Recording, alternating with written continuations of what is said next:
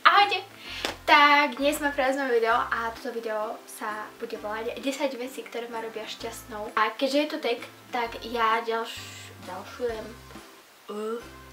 ja tagnem ďalšie 3 youtuberky, ktoré budete mať napísané niekde tu. A ako prvé, je to určite, keď proste počujete v rádiu nejakú úplne krásnu pesničku, ale neviete proste zistiť jej názov a potom keď počúvate nejaké pesničky na YouTube, tak vám to vyhodí tú pesničku, o ktorej vy samozrejme ešte neviete, že je to tá konkrétna pesnička. Kliknite na ňu a ona to je tá konkrétna pesnička. A proste Ďalšia vec je, keď ste úplne proste niekde úplne mimo civilizácie a tam je voľná Wi-Fi.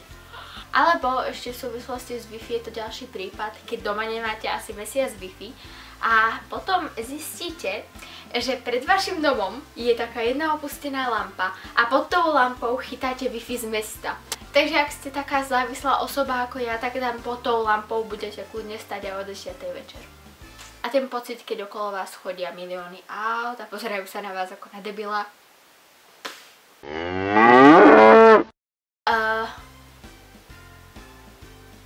Ďalšia vec je, keď upratujete a idete dať napríklad nejakú mikinu do prania a predtým ako do toho prania idete dať, tak vyberiete vačky a v tých vačkoch nájdete peniaze. Aj keď to je iba 20 centov alebo tak, ale proste to vám úplne vyčarí úsmev na celý deň. Štvrtá vec je, keď proste si robíte linky a tie linky vám výjdu. Proste nevyzerá to tak, že jedna linka je takáto a druhá linka je cez celé oko. Čo sa väčšinou mne nestane, pretože som veľmi šikovný artista.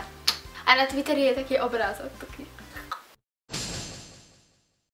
Piatá vec je asi troška pritiahnutá za vlasy, ale keď sa vám niekto páči a je na Instagrame a vy pridáte nejakú fotku a ten dotyčný vám tú fotku lajkne. Nie je to asi dosť úchylne, ale proste... Šiesta vec je pravdepodobne vec, ktorá robí šťastnou iba mňa, pretože je taký debil, že proste ma to robí šťastnou.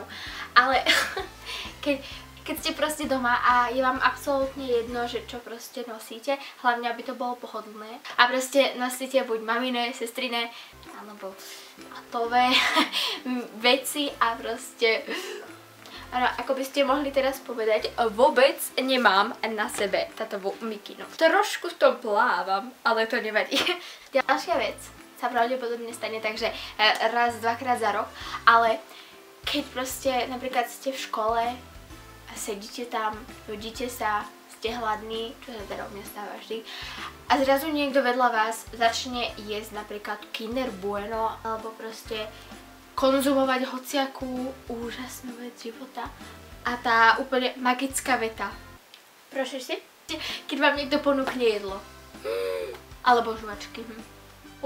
vec, keď idete po obchodoch a proste máte napríklad, že 20 € a chcete si za to kúpiť milión vecí a potom zrazu vidíte napríklad úplne krásnu mikinu alebo tričko alebo hocičo a proste úplne viete, že tá mikina je druhá polka vášho srdca. A proste tá mikina je zlacnená o 50%, alebo proste